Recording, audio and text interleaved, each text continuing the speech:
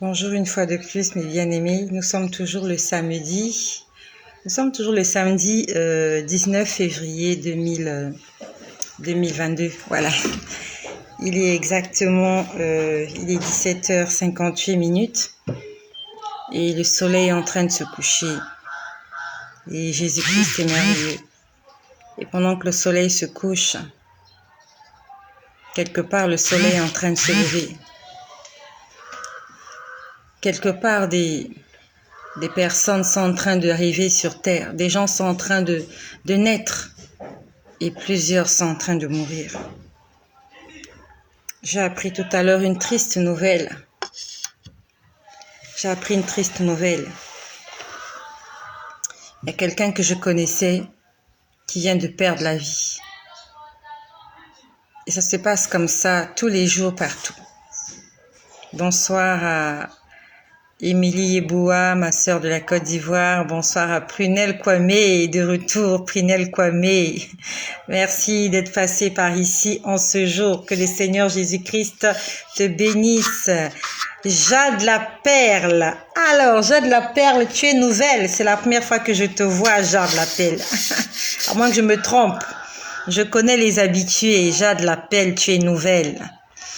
Grâce divine céleste, j'étais déjà lu. Grâce divine céleste. Joël Thanos, c'est mon frère du Cameroun. J'ai pas oublié.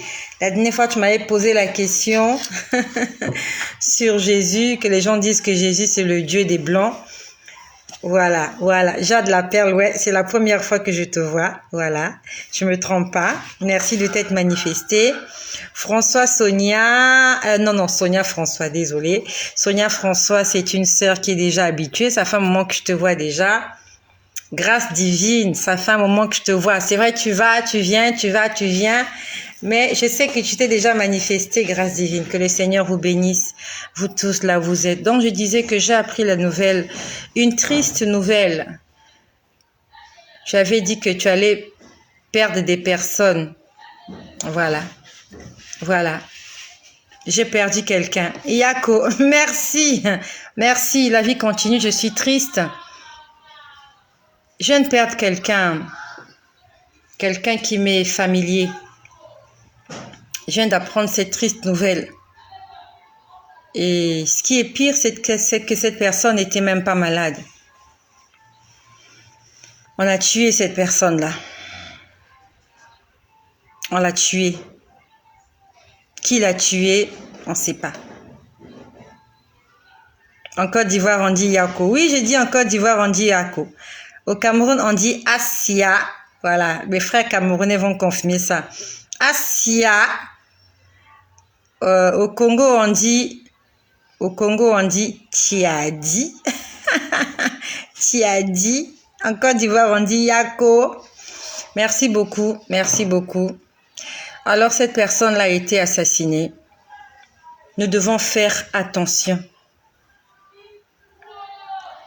Quelqu'un qui va te tuer ne viendra jamais de loin. Une personne ne peut pas quitter loin pour venir te tuer.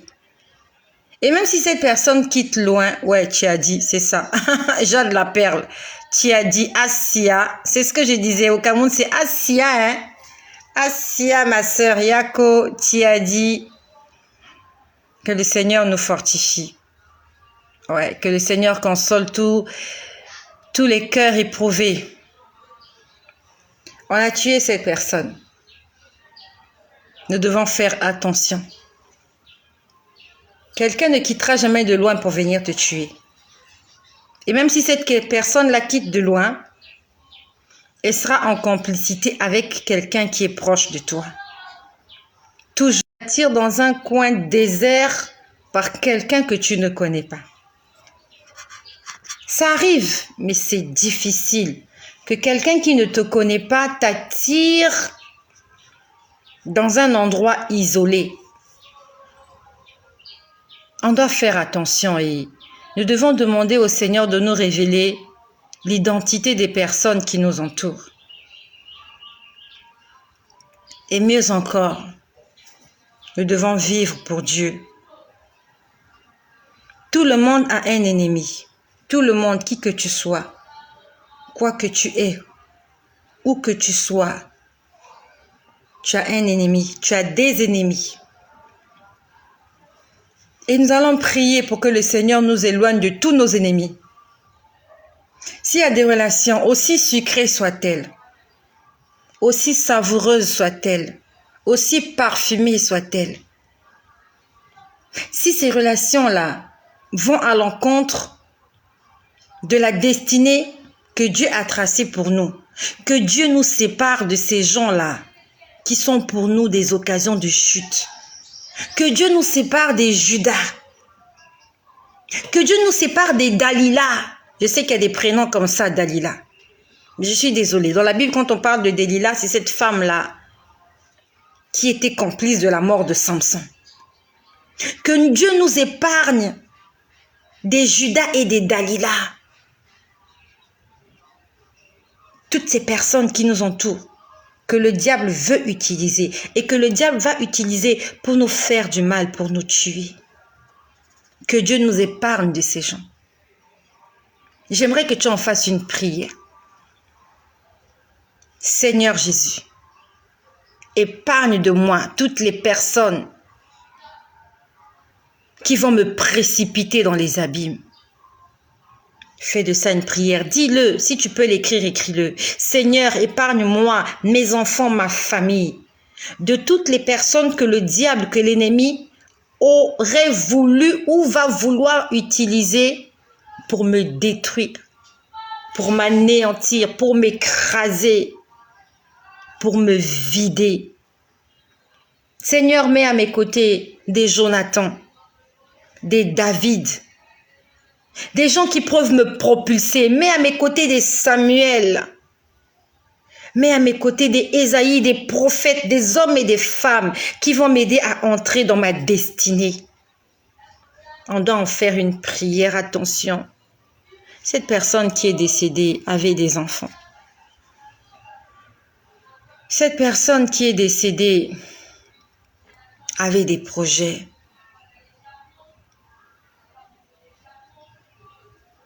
Cette personne qui est décédée, comme toi et moi, le 1er janvier, il était dans la joie. Il a sauté. Bonne année, année de paix, de réussite, de longévité, succès, bonne santé. Plusieurs ne vont pas voir leurs rêves se réaliser. Plusieurs n'atteindront pas la cinquantaine. Plusieurs n'atteindront pas la quarantaine. Plusieurs n'atteindront pas la vingtaine. Plusieurs personnes là n'auront jamais 10 ans. Plusieurs enfants qui sont nés à la maternité aujourd'hui n'auront jamais 5 ans. Beaucoup, même l'année prochaine, ils ne seront plus là. Ils n'auront pas atteint leur 1 an. Et ce n'est pas Dieu qui veut que ça se passe comme ça.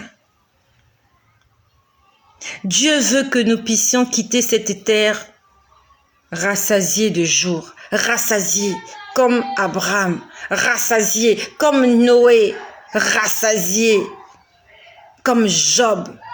Il a vu les enfants des enfants des enfants de ses enfants. C'est ça le plan de Dieu pour l'humanité. Je me pose une question. Est-ce qu'avant de mourir, cette personne-là a confessé ses péchés?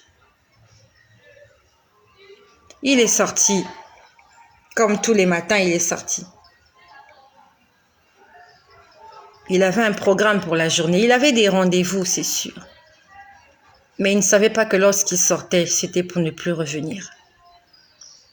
Il y en a plusieurs comme ça. Un matin, tu sortiras, tu ne reviendras plus jamais à la maison. Et pendant que tu sors le matin, tu n'en es même pas conscient que tu ne reviendras plus jamais. Tu n'as même pas eu le temps de voir tes enfants le matin. Quand ils sont partis le matin à l'école, tu dormais. Tu ne reverras plus jamais les enfants. Raison pour laquelle nous devons toujours être prêts. Son corps est à la morgue.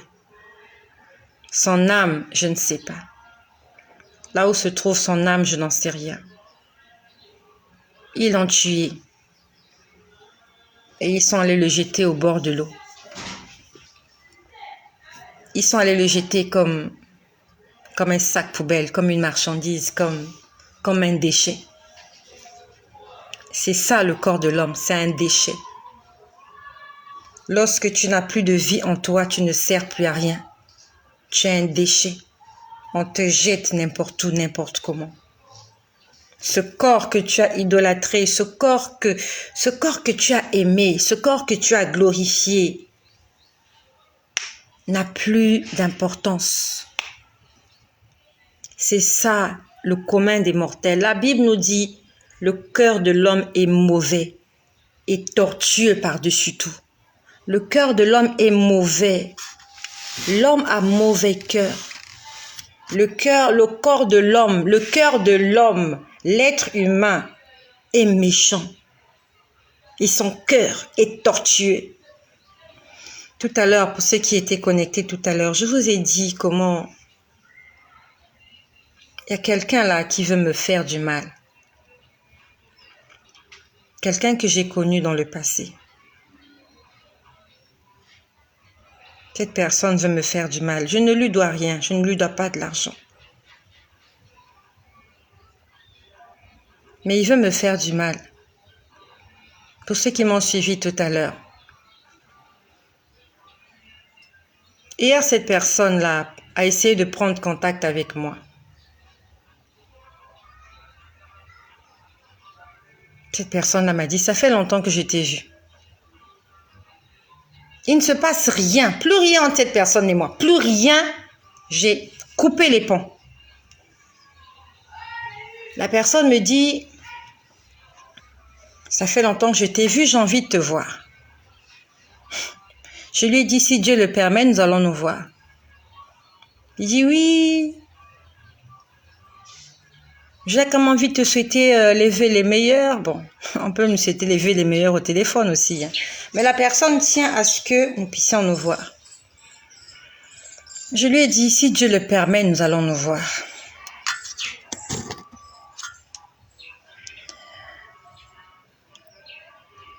Il est arrivé comme ça qu'on puisse se rencontrer. C'est arrivé qu'on se rencontre. La ville est petite, le monde est petit. Tu es dans un supermarché, la personne est là. Voilà. On n'est pas des ennemis, on se dit bonjour. Tu es dans la rue ou tu es dans un bureau ou tu vas en banque, tu rencontres la personne. Tu lui dis bonjour à la personne, mais c'est sans plus. Mais tu ne sais pas que la personne au fond d'elle n'a pas encore terminé avec toi. Et peut-être que la personne m'écoute sur les réseaux sociaux. Je ne sais pas si la personne m'écoute sur les réseaux sociaux, mais cette personne-là, elle ne m'a jamais dit qu'elle me voit sur les réseaux sociaux. Mais je ne sais pas, il y a des gens comme ça, ils sont cachetiers. Et si tu me vois sur les réseaux sociaux, toi qui m'as jeté ce mauvais sort-là pour que j'ai mal au ventre, parce que tu voulais me sacrifier. Pourtant, je ne t'ai rien fait de mauvais. C'est toi qui m'as couru après pendant des années. Tu as couru derrière moi pendant des années. Je ne t'ai jamais appelé. Je ne sais pas pourquoi tu veux me sacrifier. Mais le Dieu que je prie ne t'a pas permis de me sacrifier.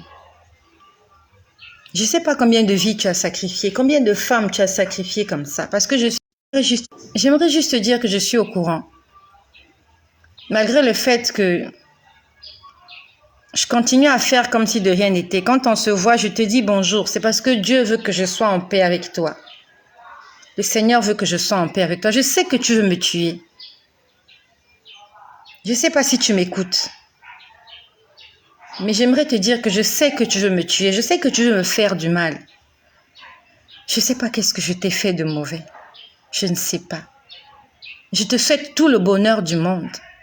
Je souhaite que tu vives longtemps, que tu vois tes enfants grandir, que tu vois les enfants des enfants de tes enfants. C'est ça ma prière pour toi.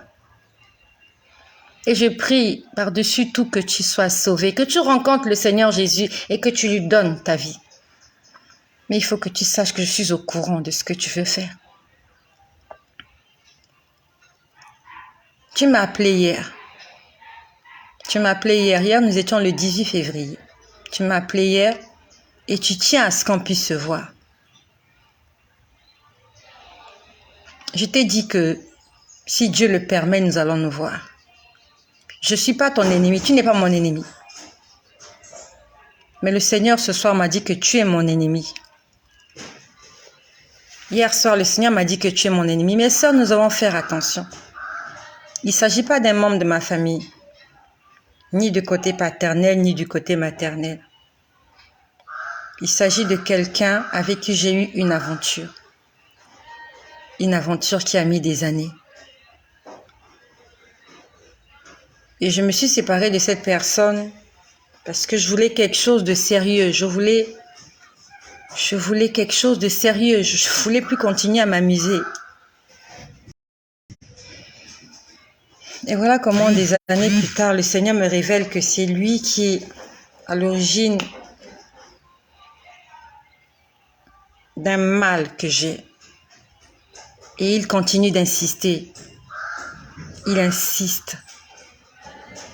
Parce que dans leur monde là-bas, c'est sûr qu'on lui a dit que j'avais de la valeur. Et qu'il fallait tout faire pour me faire tomber. Tout faire pour m'avoir.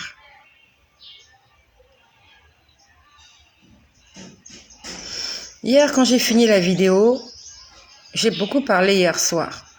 J'ai fini la vidéo aux environs de 2 heures. Je suis allée lire ma Bible juste après et je me suis couchée.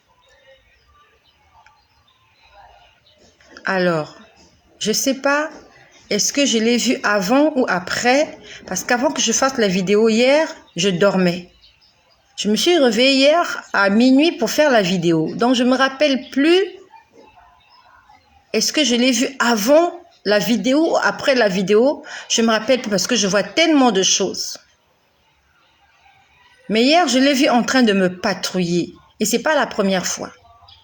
Je le vois en train de me chercher. Il est en train de me fouiller. Il est en train de me fouiller non seulement physiquement, mais spirituellement. C'est par la grâce de Dieu que je suis toujours en vie. C'est bizarre. Beaucoup de gens ont voulu me sacrifier. Beaucoup d'hommes ont voulu me sacrifier. Beaucoup d'hommes. Il y a quelqu'un qui a voulu me sacrifier. Là, je viens d'apprendre sa mort. Est-ce qu'il faut que je dise paix à son âme?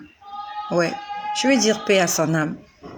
Parce que je n'ai vraiment pas envie qu'il se retrouve dans ce lieu de tourment. Je prie que tu ne te retrouves pas dans ce lieu de tourment. Après ta mort, ne te retrouve pas dans cet endroit. J'ai appris la mort de quelqu'un là tout à l'heure. J'ai vécu avec cette personne. J'ai vécu avec cette personne dans la même maison. Concubinage, toujours du concubinage. Parce qu'on a la recherche de l'amour. On croit que un homme peut te satisfaire. Un homme ne peut pas te satisfaire. Un homme ne va jamais te satisfaire. Tu as besoin de quelque chose. Tu as besoin d'être comblé. Demande à Dieu de te combler. En étant là à la recherche, tu recherches l'amour, tu recherches la joie, tu recherches la paix. Tu vas tomber sur des gens habillés en costume, qui s'expriment bien, qui ont des comptes en banque bien garnis. Des gens posés, des gens respectés et respectables. Mais sous leur costume, sous leur beau parfum, ils mettent des beaux parfums. Ils sont intelligents, ils sont bien. À la limite, tu les convoites. Ce sont des meurtriers. Tu vois un homme qui sent bon, tu tombes amoureux juste parce qu'il sent bon. C'est un meurtrier. Tu vois un homme là dans sa belle voiture, climatisée, dernier cri. Il voyage, il a un passeport, il y a des cachets, il y a des visas. C'est un meurtrier. Tu le vois patrouiller les routes là. Il est à la recherche des proies. Il est comme un lion. Un lion qui cherche qui dévorer. Attention mes sœurs. Moi aussi on me disait attention. Je ne voulais pas écouter. Et si aujourd'hui je suis encore en vie, c'est parce que Jésus-Christ a eu pitié de moi. Il y a des femmes qui sont tombées sur ces hommes-là, qui sont mortes. Ils ont sacrifié ces femmes-là. Ils n'ont pas pu me sacrifier Estelle. Ils n'ont pas pu me sacrifier. Ils n'ont pas pu. C'est pas parce que je suis spéciale. C'est pas parce que j'ai quelque chose, mais c'est parce que Jésus m'aime. Je ne serai plus en vie. Aujourd'hui, mes enfants seraient orphelins. Ma mère est toujours en vie. Ma mère serait malheureuse. Elle allait parler de moi au passé. Je suis la fille unique de ma mère. Je suis la seule fille de ma mère. Ma mère n'a eu que 2 enfants. Un garçon et moi une fille. Si le Seigneur m'avait laissé mourir, aujourd'hui, ma mère, quand elle parlerait de moi, elle serait inconsolable. Elle allait dire, Dieu m'a donné 2 enfants. Un garçon, un fils unique, une fille unique. J'ai perdu ma fille unique. Ma mère serait inconsolable. Il y a beaucoup de mères là qui sont inconsolables parce qu'elles ont perdu des filles. Elles ont perdu des filles parce que ces filles-là sont tombées sur des bourreaux, des brigands, des voleurs, des sorciers. Fuis l'impudicité. C'est l'impudicité qui a failli me tuer. C'est quoi l'impudicité? C'est vivre ensemble sans mariage. Ça a failli me tuer. Je parle de ces choses parce que Jésus-Christ a changé ma vie. Jésus a fait des choses extraordinaires. Beaucoup de gens que je connais me suivent sur les réseaux sociaux. Les gens se moquent de moi. Les gens se moquent de moi. D'autres se disent, ah, mais c'est la vie qu'elle a eue. Oui, c'est la vie que j'ai eue. Quand tu me vois, tu crois que je suis pucelle? Tu crois que je suis innocente? Je suis aussi coupable que toi. D'autres se posent la question, oui, mais elle vient raconter sa vie sur les réseaux sociaux. Pourquoi? Pourquoi je raconte ma vie? Parce que Dieu m'a demandé de raconter ma vie. Il m'a demandé de le faire pour prévenir les autres. Parce que lui, s'il m'a sorti de là, c'est parce qu'il m'aime et parce qu'il veut sauver plusieurs. Ne fais pas ce que moi j'ai fait. Le sexe ne va rien t'apporter. Même si tu jouis 15 555 fois le même jour. Tu as déjà vu quelqu'un qui a reçu un prix Nobel, le prix Nobel du sexe? On lui a donné une coupe avec de l'argent. Et il a gagné tous les trésors de la terre. Parce qu'elle a senti le plaisir. Non, ce plaisir est éphémère. Toi qui m'écoutes là, tu sais ce que je dis, ce plaisir-là est éphémère. Il est passager. Ça va faire rire beaucoup de gens, c'est la vérité. Si toi qui m'écoutes là, quand tu as fini l'acte là, tu continues d'avoir le plaisir toute la journée, viens par ici, viens nous expliquer comment tu fais. Viens nous expliquer comment tu fais. Quand tu as fini l'acte là, tu as fini ça à midi. Toi là, jusqu'au lendemain à midi, tu continues de sentir le plaisir là. Viens nous expliquer comment tu fais.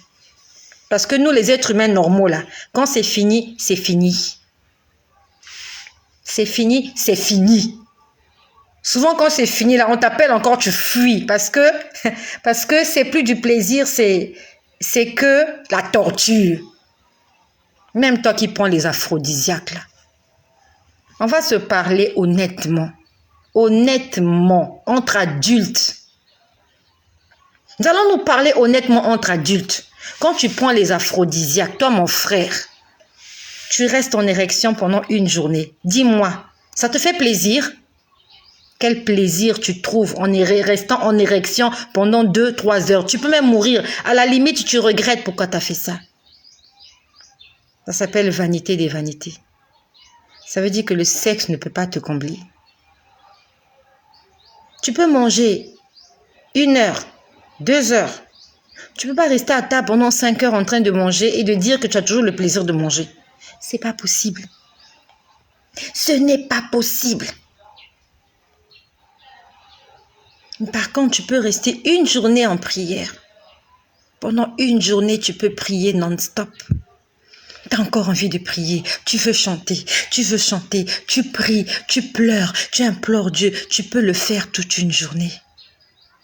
Tu ne peux pas avoir des rapports sexuels toute une journée.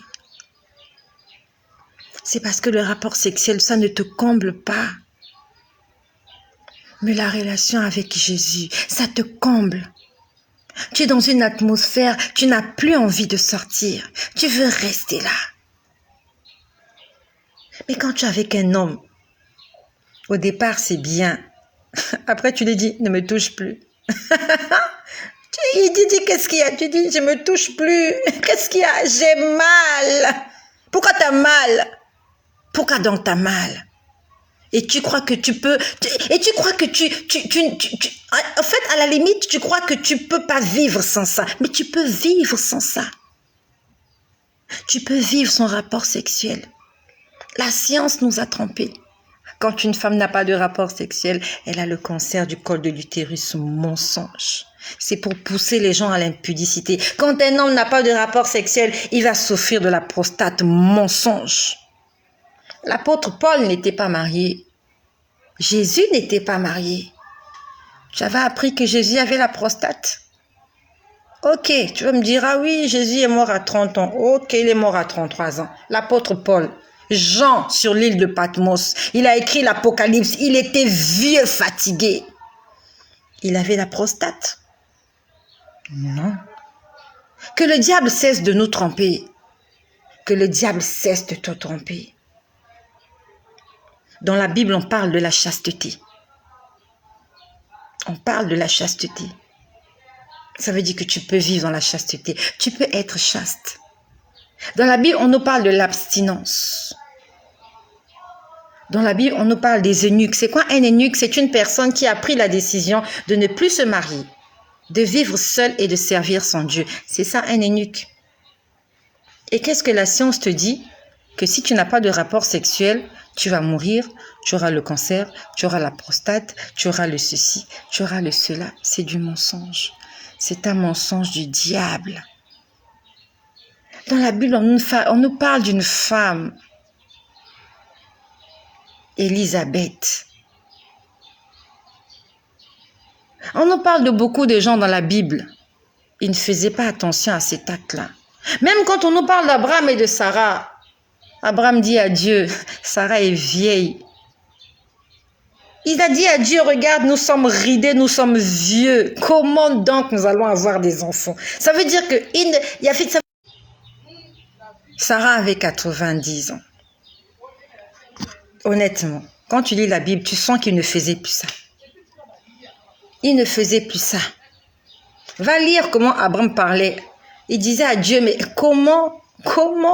Même Sarah dit, comment est-ce que mon Seigneur va encore me désirer? Elle était ridée, elle avait des seins qui étaient tombés, elle avait la poitrine qui était tombée, elle était pourrie, elle avait des rides, elle n'avait plus aucune, elle était frigide, elle était congelée. Tu peux vivre sans ça. Tu sais pourquoi je peux te le dire? Parce que moi, je vis sans ça. Il n'y a que ceux qui sont connectés, il n'y a que les élus qui peuvent comprendre ça. Il n'y a qu'un élu qui peut comprendre qu'on peut être une femme belle, jeune, attirante et vivre dans la chasteté, vivre dans l'abstinence, fuir le péché. C'est possible. Je te dis que c'est possible. C'est possible d'écouter la voix de Dieu et d'obéir. C'est possible quand Dieu te dit cet acte-là va te tuer. Si tu continues, tu vas mourir. Tu prends une décision, tu dis je ne le ferai plus.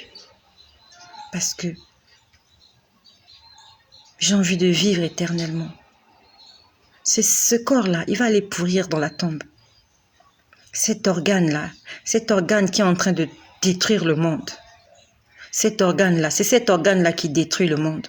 Pourquoi les hommes sont infidèles? C'est parce qu'il y a le sexe. Pourquoi les politiques qui se tuent là, ils s'entretuent, pourquoi? C'est à cause du sexe.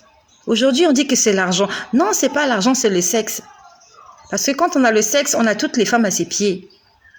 Ces gens-là, ils font ça pourquoi? C'est parce qu'ils ont 15 femmes, ils ont 20 femmes à gérer. Ils sont obligés de voler, de détourner de l'argent. Tu crois qu'ils volent de l'argent pour eux-mêmes? Ils volent de l'argent pour entretenir leur concubine. C'est une histoire sexuelle. Le péché a commencé dans le jardin d'Éden, c'était une histoire sexuelle. Et ça continue, c'est sexuel, mon ami. Quand tu vois deux femmes se battre dans la rue, elles ne se battent pas pour des mèches. Elles se battent parce qu'elles couchent avec le même homme. Quand tu vois un homme chercher à empoisonner un autre homme, c'est une histoire de sexe.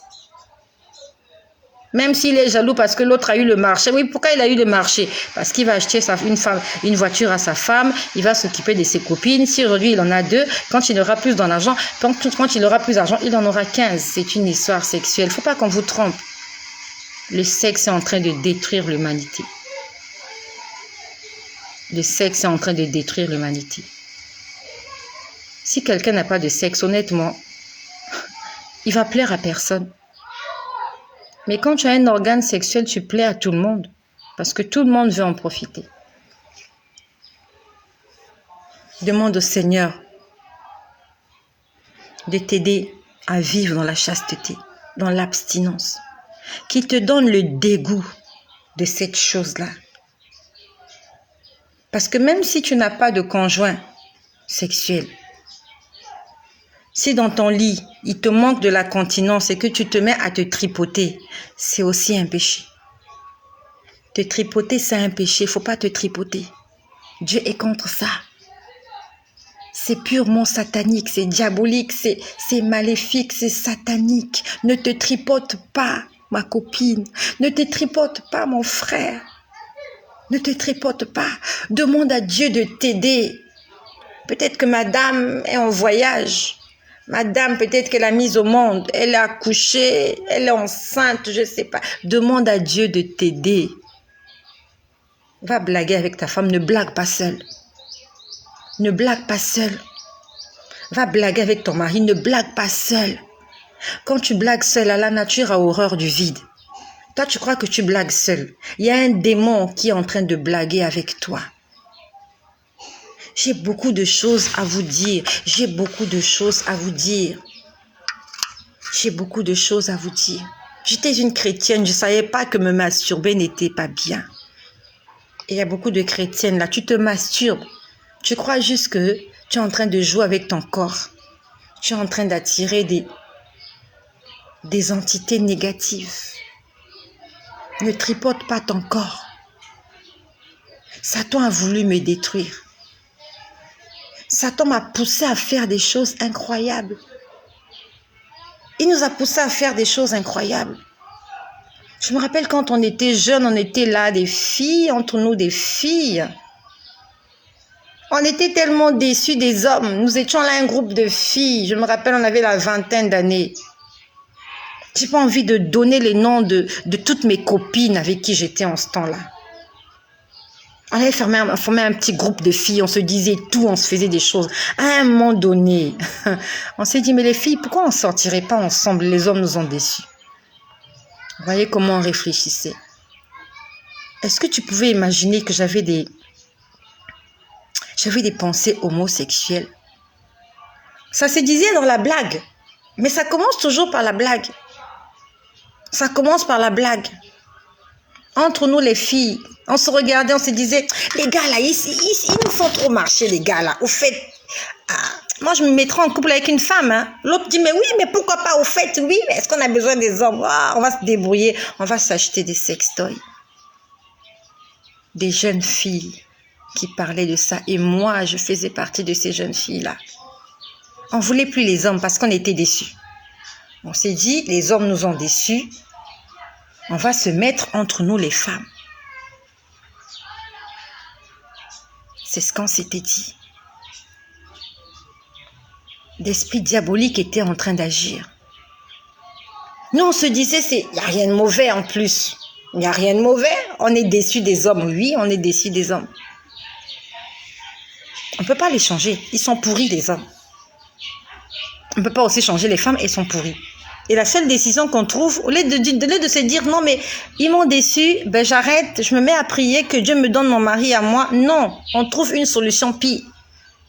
On se dit, on va se mettre entre nous. Attention. Attention. Attention, je viens de loin. Il arrivait un moment où on commençait à penser à la bestialité. Tu sais, c'est quoi la bestialité? Quand tu me vois, tu n'imagines pas que je suis passée par là. C'est une honte pour moi d'en parler. Parce que ce que je dis, il y a mes parents qui suivent ça. Il y a mes enfants qui écoutent ça. Tu es des enfants majeurs. C'est une honte pour moi.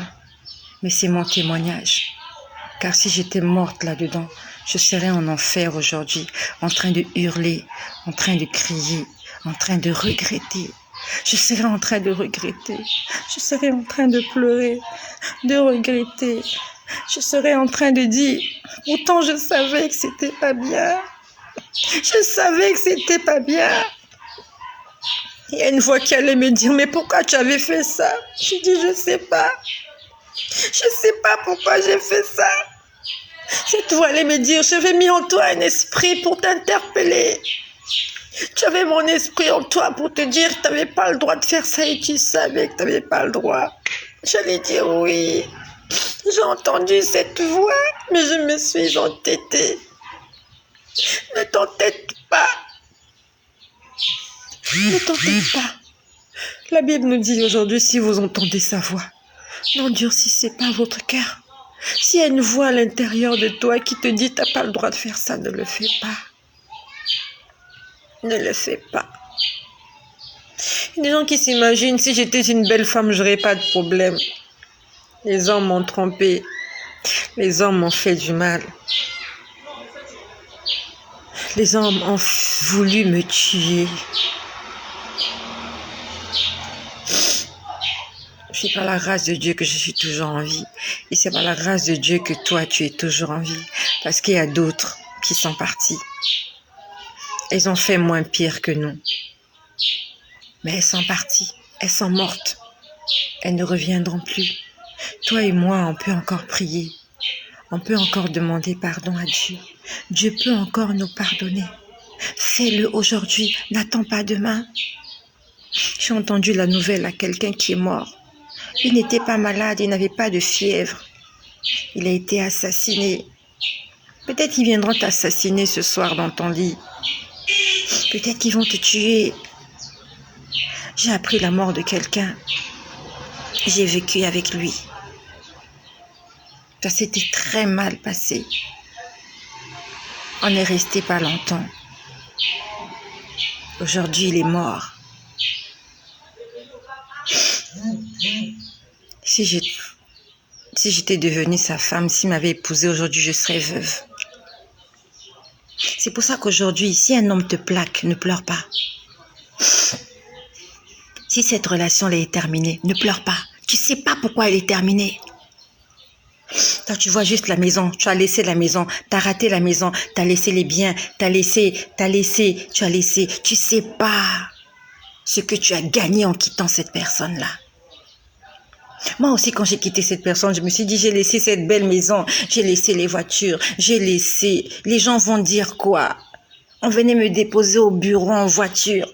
J'avais un chauffeur, j'avais une ménagère, j'avais un gardien. Je dormais bien dans la clim. Voilà comment cette relation est terminée. Je vais devoir chercher une maison à louer. Je vais réapprendre à prendre le bus. Je vais aller au travail en bus, alors qu'on venait me déposer en voiture. Ne regrette pas. Cette personne est morte. Si j'étais restée là aujourd'hui, je serais veuve. Aujourd'hui, il y aurait la veillée à la maison. Parce que je suppose qu'elle a veillé chez lui. Je ne sais pas, est-ce qu'il avait une femme ou pas. Mais je suis en train, quand j'ai appris la nouvelle, je me suis dit, Dieu est bon. Dieu est bon. Je ne sais pas, est-ce qu'il a laissé une veuve, mais il a laissé des orphelins parce que cette personne avait des enfants.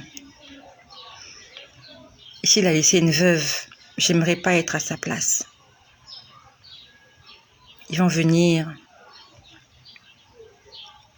S'ils sont les femmes africaines, ils vont te couper les cheveux.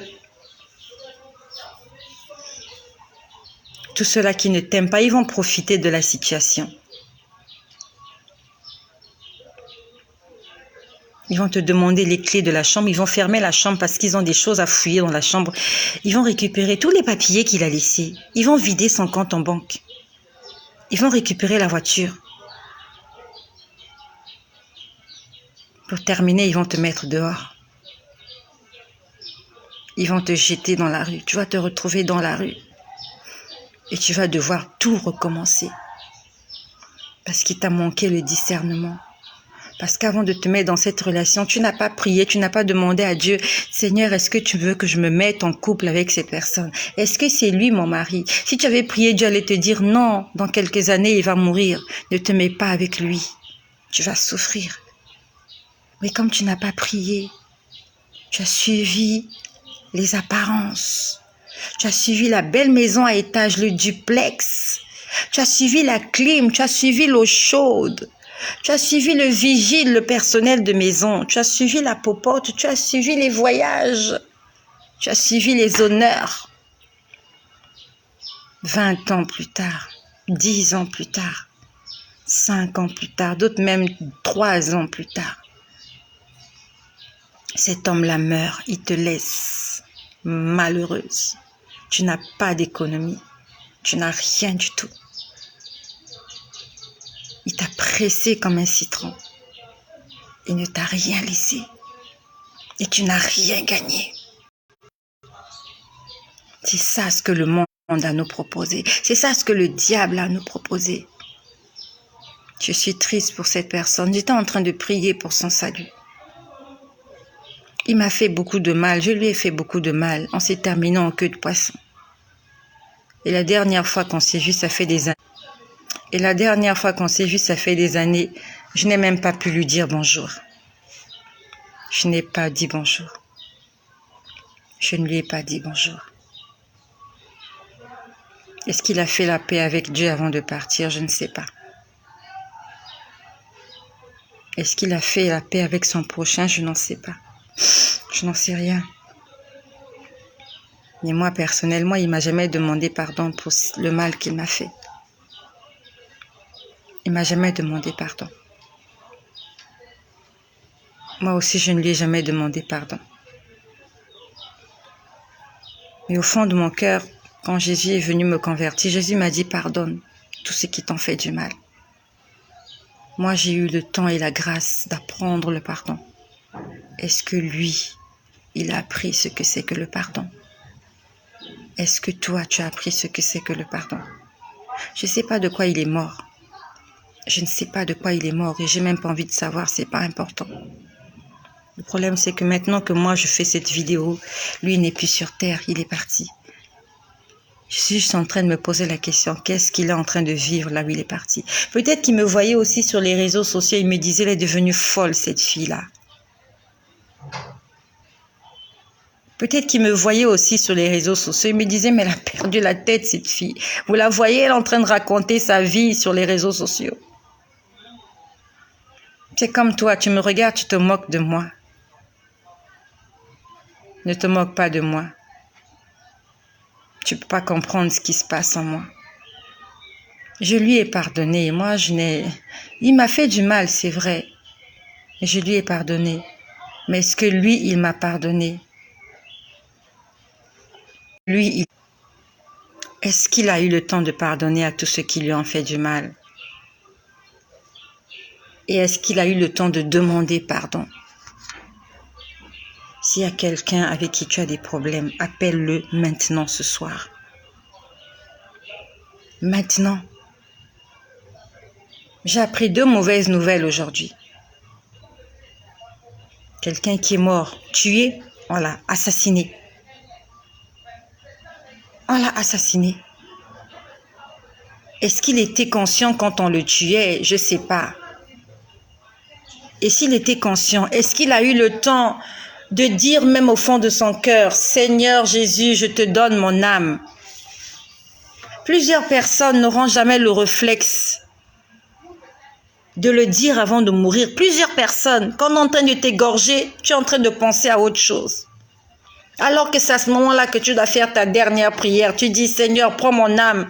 S'il y a des choses que je n'ai pas confessées, mais tu dois être rapide avant de rendre l'âme. Je ne sais pas, il faut combien de temps pour que quelqu'un rende l'âme, je ne sais pas. Quand on t'a égorgé, le temps que ton corps est en train de se vider de ton sang, je ne sais pas. Peut-être qu'ils t'ont tué par, je ne sais pas, je ne sais pas. Peut-être qu'ils t'ont empoisonné. Et encore, si t'ont empoisonné, tu vas mourir dans ton sommeil. Tu n'auras pas le temps de prier. Tu n'auras pas le temps de prier. Si tu es empoisonné, tu vas mourir dans ton sommeil de façon inconsciente. Et qu'est-ce qui va se passer? Dès que ton corps il commence à faire nuit, dès que ton âme va quitter ton corps, tu vas te rendre compte que tu es deux. Tu vas essayer de comprendre ce qui se passe. Tu vas te voir en deux. Ça m'est déjà arrivé. Je suis en train de me voir, je suis deux. Il y a un corps qui est couché, il y a un autre corps qui est debout. Tu te mets à réfléchir, tu essaies de comprendre ce qui se passe. Tu dis, mais qu'est-ce qui se passe? Comment je suis deux? Comment je suis deux?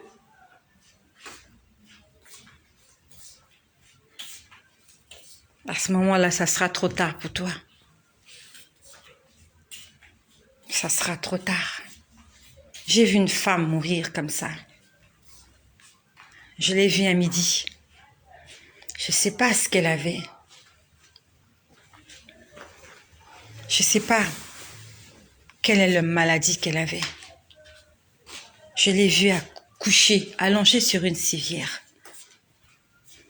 Elle avait porté un foulard sur la tête. Je ne sais plus. Si le foulard n'était pas vert, il était jaune. Son corps était allongé sur la civière. Son âme était sortie de son corps. Son âme était assise au niveau de ses pieds. Elle était exactement habillée comme son corps était habillé. Donc elle était deux. Ce que je te dis là, si tu ne crois pas à ça, un jour tu vivras ça. Il y a un jour où ton âme quittera ton corps. Tu te rendras compte que tu es deux et tu te poseras la question de savoir qu'est-ce qui se passe. Il n'y aura personne pour te donner des réponses. Et tu seras juste victime de tout ce qui va se passer après. Parce qu'à ce moment-là, tu n'as plus de pouvoir. Tu n'as aucun pouvoir. Tu n'as plus de pouvoir. Tu ne peux plus rien faire. Tu es dirigé par une autre force. Il y a une force spirituelle qui te pousse soit à gauche, soit à droite. Comme tu as un esprit, tu es léger. Ça veut dire que le vent t'entraîne là où il veut. Si on veut t'emmener en haut, on t'emmène en haut. Si on veut te faire descendre en bas, on te fait descendre en bas. Tu ne pourras plus réagir. À la limite, tu vas crier, tu vas hurler, mais rien ne va se passer.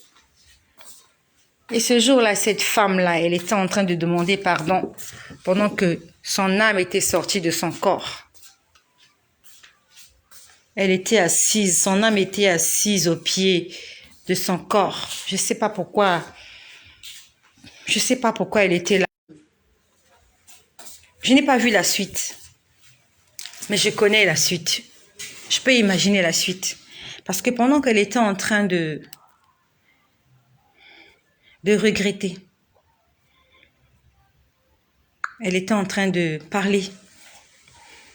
Elle disait, je te demande pardon. Et elle le disait en pleurant. Elle était en train de pleurer. Elle disait, je te demande pardon. Je te demande pardon. Elle était comme ça. Je te demande pardon. Je te demande pardon. Je te demande pardon. Et il y a une voix qui se faisait entendre. Juste au-dessus de sa tête, il y avait un homme qui parlait. Et pendant que ça parlait, ça tonnait. Cet homme-là lui disait, c'est trop tard. Il est trop tard. C'est trop tard. C'est trop tard. Elle était là. Je te demande pardon. Je te demande pardon. La voix disait, c'est trop tard. C'est trop tard. Si quelqu'un t'a dit que tu peux mourir et qu'on va te faire une prière pour que Dieu puisse recevoir ton âme au paradis. Cette personne-là est un envoyé du diable pour te tromper. Si quelqu'un t'a dit, qui qu'il soit, que ce soit un homme de Dieu, un pasteur, un prophète, un prêtre, un évêque, archibishop, même le pape, même un ange, si quelqu'un t'a dit qu'après ta mort, on va faire ce qu'ils appellent union de prière pour le repos de ton âme. Premièrement, cette personne-là est maudite. Cette personne est maudite. Parce que la Bible nous dit dans le livre d'Apocalypse au chapitre 29, il faut que je lise ce verset. Je sais que c'est dans Apocalypse 29. Ouais, si je ne me trompe pas. Ou 22, je ne sais pas. Je vais dire des choses telles qu'elles sont. Je n'ai pas envie de dire des bêtises. Pour qu'on dise qu'elle raconte des bêtises. Nous allons lire la Bible. La Bible, c'est notre guide.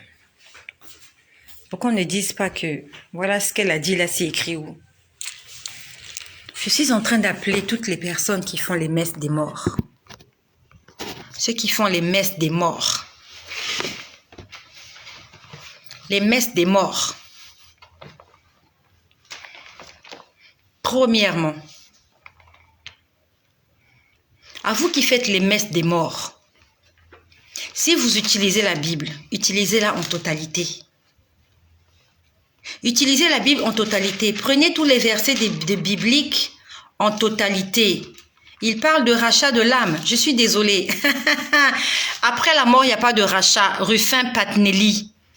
Après la mort, il n'y a pas de rachat. Rachat, ça signifie, certains parlent de purgatoire. Je suis désolée. Dans la Bible, on ne parle pas de purgatoire.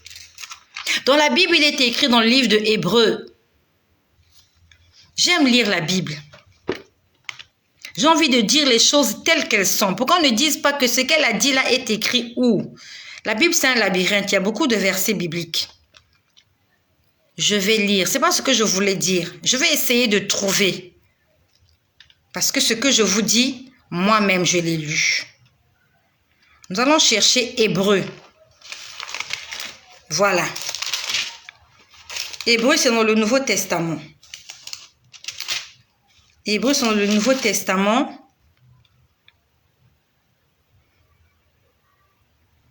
Nous sommes dans Hébreux.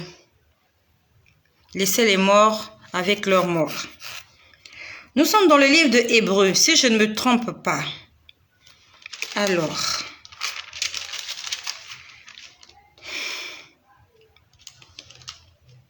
Hébreux, si je ne me trompe pas, que le Seigneur m'aide. Que le Seigneur m'aide.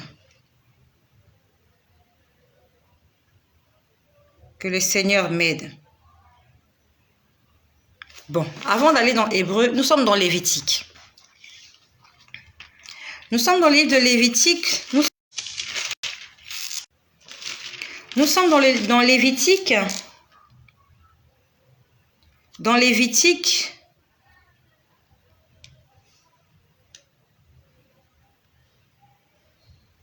Dans Lévitique au chapitre 19. Lévitique, c'est l'Ancien Testament. Lorsque tu es dans l'Ancien Testament, le premier livre, c'est la Genèse. Après la Genèse, c'est Exode. Après Exode, nous sommes dans Lévitique. Dans Lévitique, il est écrit ainsi. Lévitique au chapitre 19, au verset 31. Vous ne vous tournerez point vers ce qui évoque les morts. Ça veut dire que évoquer les morts, ça dit appeler les morts. Appeler l'esprit des morts. Et c'est ce qui se passe lorsqu'on fait un recueillement pour un mort dans les églises, dans certaines églises. Ils appellent l'âme de la personne. Ils parlent à la personne. La Bible nous dit, vous ne vous tournerez point vers ceux qui invoquent les morts. Ça veut dire que si quelqu'un est en train d'invoquer un mort quelque part, toi, ne pars pas là-bas. Ne pars pas là-bas. Et on dit plus loin, ne les cherchez point de peur de vous souiller avec eux. Je suis l'Éternel, votre Dieu. Ici, on nous parle des morts. Nous devons faire extrêmement attention. La Bible nous dit, il est réservé aux hommes de mourir une seule fois, après quoi vient le jugement. Il n'y a qu'une seule vie, il n'y a qu'une seule mort. Quand tu meurs, c'est fini, tu passes au jugement. Quand on lit l'histoire de l'homme riche et de Lazare, on dit que Lazare est mort en premier. Lazare s'est retrouvé dans le sein d'Abraham. L'homme riche est mort en second lieu. Il s'est retrouvé dans le lieu de tourment. Il était en train de se plaindre, il était en train de hurler, il était en train de dire « Père Abraham, envoie Lazare tremper son doigt dans de l'eau et venir me rafraîchir la gorge, car je souffre atrocement dans cet endroit. » Abraham lui a dit, il y a un grand fossé entre toi et moi, de telle sorte que vous ne pouvez pas venir chez nous et nous, on ne peut pas venir vers vous. L'homme riche a dit, Père Abraham, envoie des gens dans ma maison, car j'ai encore 5 frères. Envoie des gens afin de leur dire qu'il y a cet endroit qui existe. Abraham lui a répondu, ils ont la loi et les prophètes. Qui les écoute? Ils ont la loi. C'est quoi la loi? C'est la Bible. Tu dois écouter ce que la Bible dit. Il y a quelque part, il y a un homme riche qui est en train d'intercéder pour toi. Il y a quelqu'un quelque part en enfer, ton parent. Il est en train de hurler, il est en train de dire, je ne veux pas que ma sœur vienne ici, je ne veux pas que mon frère vienne ici, je ne veux pas que mon fils vienne ici, je ne veux pas que ma fille, je ne veux pas que mon père vienne ici. Et tu sais ce qu'on est en train de lui dire?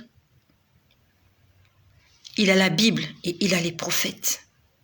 Les prophètes, c'est qui?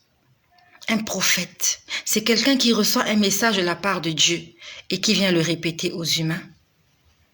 C'est ça un prophète. Il prophétise, il parle de la part de Dieu. Sauf qu'il y a des faux prophètes. Raison pour laquelle quand tu écoutes un prophète, tu dois aller vérifier les Écritures. Comme les chrétiens de Béret, quand quelqu'un dit quelque chose, va vérifier la certitude de ce que la personne dit. Je ne suis pas seulement venue te dire que l'enfer existe. Je suis venue te dire que moi aussi j'étais en enfer. Je peux te décrire cet endroit. Pas en totalité. Je peux te décrire ce que moi j'ai vu. Cet endroit est réel. Il est tellement réel. Il est vrai, c'est pas du mensonge. Dans cet endroit, j'ai vu des gens que je connaissais parce qu'ils sont déjà morts. J'ai vu des gens là-bas, d'autres que je connaissais, d'autres que je ne connaissais pas. C'est pas la peine de douter. Va prier pour que Dieu te dise si ce que je te dis est vrai ou faux. Ne m'insulte pas, ne te moque pas de moi. N'écris pas que l'enfer n'existe pas. Tu n'as pas encore été là-bas. Si tu n'as jamais été à Paris, et si quelqu'un vient te décrire comment est Paris, ne dis pas que c'est du mensonge.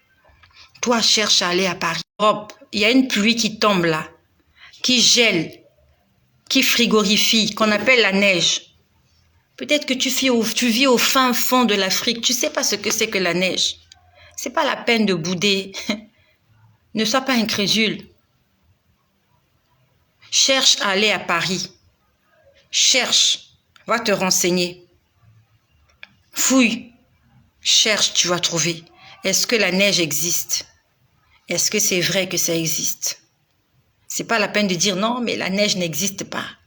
Non. Peut-être que tu n'as jamais vu ça. Il y a des gens qui ont vu la neige qui viennent te dire la neige existe. Toi aussi, dis j'ai envie d'aller voir. Et fais-le pendant que tu as encore envie. Ça sert à rien qu'on amène ta dépouille mortelle à Paris si tu n'as jamais été à Paris. Va à Paris pendant que tu es encore vivant. Tu vas à Paris, tu manges les hamburgers, tu bois le milkshake, je sais pas, tu vas au McDo. Va à Paris pendant que tu es encore en vie. N'attends pas quand tu seras un Maccabée. On va zinguer ton corps, on va aller promener ton corps à Paris, ça servira à rien. Fais des choses pendant que tu es encore en vie. Et pendant que tu es encore en vie, cherche à savoir si l'enfer existe. si l'enfer existe, si le paradis existe. Merci, ma sœur. Hébreux 9, 27, c'est ce que j'étais en train de chercher. Il est réservé aux hommes de mourir une fois. La Bible dit, on meurt une fois. Ça veut dire que la réincarnation n'existe pas. La Bible dit, on meurt une fois. Donc, va dire à ton prêtre, va poser la question à ton prêtre, à ton pasteur, à celui qui t'a dit que tu vas mourir, tu vas revenir, tu vas naître dans le ventre d'une femme. On a dit, après la mort vient le jugement. On a dit jugement. Jugement, c'est quoi? On met sur la balance ce que tu as fait et la sentence, elle tombe. Ça veut dire que sur terre, toutes les prières qu'ils vont faire, ça n'aura rien, ça n'aura pas d'impact. Je connais quelqu'un qui est mort, ça fait longtemps. J'ai été aux obsèques de cette personne. J'ai vu cette personne dans le lieu de tourment que vous appelez l'enfer. Quand cette personne est morte, on a fait des messes. On a fait des messes, beaucoup de messes. Cette personne ne repose pas en paix. Son âme est tourmentée. J'ai vu cette personne enchaînée, torse nu, nu-pied, avec une petite culotte kaki. Alors que cette personne était enterrée en costume. J'ai vu le corps de cette personne. Merci de partager ce message, merci. Merci à Andy Kingsley. Merci de partager ce message. Tu ne le partages pas pour moi, partage-le pour la gloire de Dieu. Partage-le pour le salut d'une âme, pas pour moi. Moi aussi j'étais là-bas, c'est par la grâce de Dieu que je suis revenue te dire ces choses. C'est par la grâce de Dieu. C'est pour ça que je vais vivre pour Jésus, parce que j'ai échappé belle. J'ai échappé belle. Aujourd'hui, le visage que vous voyez, il serait en enfer aujourd'hui. Mon visage serait en train de brûler, de cramer. Je serais en train de hurler. Je serais en train de me faire violer par les démons. Les démons violent les femmes. Tous ceux qui vivent dans l'impudicité. Toi qui entretiens des rapports sexuels hors mariage. Quand tu vas mourir, les démons vont te violer. Ils vont te sodomiser, qui que tu sois, homme ou femme. Femme, on va te violer. Homme, on va te sodomiser. Si sur terre, ils ne t'ont jamais fait ça, ils vont te faire ça là-bas. Un jour, un démon est venu me violer. Je peux te dire que ça n'a pas de nom. Ça n'a pas de nom. Je viens des abîmes. Je viens du gouffre. Je viens de la fosse. Et la main de Jésus, la main salvatrice de Jésus, la main aimante, la main miséricorde de Jésus, de là où il était au ciel, il a envoyé sa main droite me chercher. Il m'a dit, j'ai besoin de toi. Je ne veux pas que tu te retrouves là. Je méritais d'être là-bas. J'étais consciente que ce que je faisais n'était pas bien. Je savais que c'était pas bien. Mais je le faisais quand même. J'étais pas ignorante. On n'est pas ici pour mentir, on est là pour se dire la vérité. Je savais que le rapport sexuel en mariage, c'était pas bien. Je savais que les curetages, c'était pas bien. Je savais que voler, c'était pas bien. Mentir, c'était pas bien. Je savais. Mais je le faisais. Jésus n'a pas tenu compte de cela. Mais il m'a considérée comme une fille perdue. Il s'est dit, elle est perdue. Si je n'interviens pas, je vais la perdre. Il a mis ses mains dans les abîmes, il m'a sorti.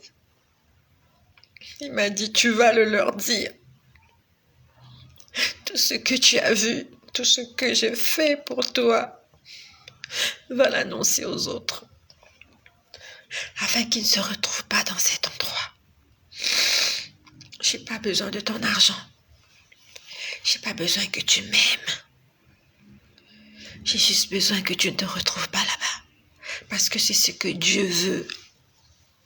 Qu'on ne se retrouve pas là-bas. On doit tout faire. Et comment faire pour ne pas se retrouver là-bas? Il faut obéir à la parole de Dieu. Il faut s'éloigner du péché. Éloigne-toi du sexe. Le sexe va te tuer. J'aimais ça. J'aimais ça. Ça m'a détruit. Ça m'a détruit. Ça va te détruire. Ça va te tuer. Dans la tombe, il n'y a pas de rapport sexuel. À la morgue, les Maccabées, les morts à la morgue n'entretiennent pas de rapport sexuel. Chacun est dans son casier. Dans la tombe, tu n'as pas besoin de rapport sexuel. Quand tu te retrouves de l'autre côté, tu cherches Dieu. Tu as besoin de salut. Quand quelqu'un est mort, la seule chose qu'on veut, on veut juste qu'il se réveille. Quand quelqu'un est mort, la seule chose que les gens désirent, c'est qu'il se réveille. Vous le remuez. Pourquoi vous le remuez? C'est parce que vous avez besoin qu'il vive. Cette personne a besoin de vie. Et c'est quoi la vie? C'est qui la vie? La vie, c'est Jésus. Jésus a dit, je suis le chemin, la vérité et la vie. Même quand tu entretiens des rapports sexuels avec ton mari, qu'il rend l'âme pendant que tu es en train, il est sur toi, il vient de mourir. Tu lui dis pas continue, continue, tu lui dis non, réveille-toi, réveille-toi. Tu lui dis réveille-toi. Pourquoi tu lui dis réveille-toi? Pourquoi tu lui demandes de te réveiller, de se réveiller? C'est parce que la vie est la chose la plus précieuse pour un homme. C'est pas l'alcool, c'est pas la télé, c'est pas Internet, c'est pas les jeux du hasard, c'est pas le plaisir, c'est pas faire l'amour, je suis désolée. On a besoin de Jésus. T'as déjà vu une femme qui a perdu son mari, elle vient, elle pleure, son mari, elle dit « Réveille-toi, viens coucher avec moi. » Qui va coucher encore avec moi? Non, une femme ne pleure pas comme ça, elle dit toujours « Réveille-toi. » Qui va s'occuper des enfants avec moi? J'ai besoin de toi, réveille-toi. Jamais un homme devant le cercueil de sa femme, il est en train de pleurer et dit « Lève-toi, j'ai envie de te rentrer dedans. » Excusez-moi l'expression, il faut qu'on dise les choses telles qu'elles sont. T'as déjà vu un homme en train de pleurer sa femme? Et il vient, il dit « Chérie, réveille-toi, je vais te rentrer dedans, j'ai envie de coucher avec toi. » Ça ne se dit pas. On veut juste qu'elle se réveille, qu'elle ouvre les yeux et qu'elle vive. Et même si tout le reste du corps ne marche pas, on s'en fout. Pour nous, l'essentiel, c'est que la personne est en vie. C'est la vie, la chose la plus importante. Tu peux vivre sans rapport sexuel. Tu peux te contenir. Moi aussi, au départ, je croyais que ce n'était pas possible. Aujourd'hui, je peux te dire, c'est possible. Quand Jésus vient combler ta vie, c'est possible. C'est encore possible de vivre la gloire passée, de reprendre force, oubliant là-bas caché. C'est possible de voir fleurir l'amour cassé et voir les blessures dans nos cœurs séchés. C'est encore possible. C'est encore possible de relever le défi, d'aller jusqu'au bout, car son amour est infini. Jésus-Christ est là, agissant par son esprit, pour donner l'espoir au cœur meurtri. C'est encore possible. C'est encore possible de tout refaire et de voir venir d'ouvrir une nouvelle page en couleur d'espoir. C'est possible de renaître, c'est encore possible d'avoir au-delà de tout ce qu'on a perdu, de bien faire la joie de ceux qu'on a aimés et de vivre son bonheur. Oui, c'est encore possible de pouvoir reconstruire ta vie. Il y a de l'espoir, de réussite pour ceux qui sont en crise. C'est encore possible, la grâce est disponible. Et même quand c'est pénible, rien n'est impossible. Il y a de l'espoir pour ceux qui soient au nom de Jésus-Christ. Au nom de Jésus-Christ. C'est possible d'abandonner le péché. C'est possible d'être pardonné. C'est possible de changer. C'est possible d'être sauvé. Tu dois faire le choix. C'est à toi de choisir. Dieu ne veut pas que tu l'aimes parce qu'il t'a forcé de l'aimer. Il veut que tu l'aimes, que tu le suives, que tu l'obéisses parce que tu as choisi de lui obéir. Dieu ne te forcera pas. Il te demandera de faire un choix. Et quel est le choix que tu fais aujourd'hui? Tu choisis la croix ou tu choisis de te moquer de la croix? Moi, j'avais choisi la croix, tout en acceptant les plaisirs de ce monde. La Bible nous dit, on ne peut pas servir de maître à la fois. Tu ne peux pas être l'enfant de Jésus et aimer ce que Satan te présente. Tu dois être enfant de Jésus et aimer ce que Jésus te présente. J'étais païenne chrétienne. J'étais chrétienne pécheresse. Mais mon statut de chrétien ne m'a pas empêché d'aller en enfer. C'est pas parce que tu vas à l'église que tu vas aller au ciel.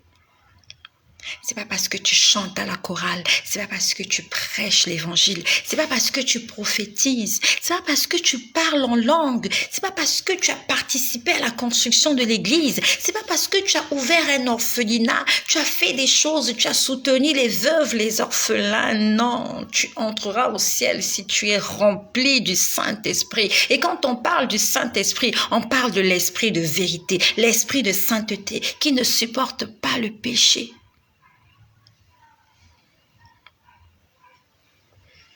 Le Saint-Esprit est le gage pour notre salut, la garantie, la monnaie d'échange.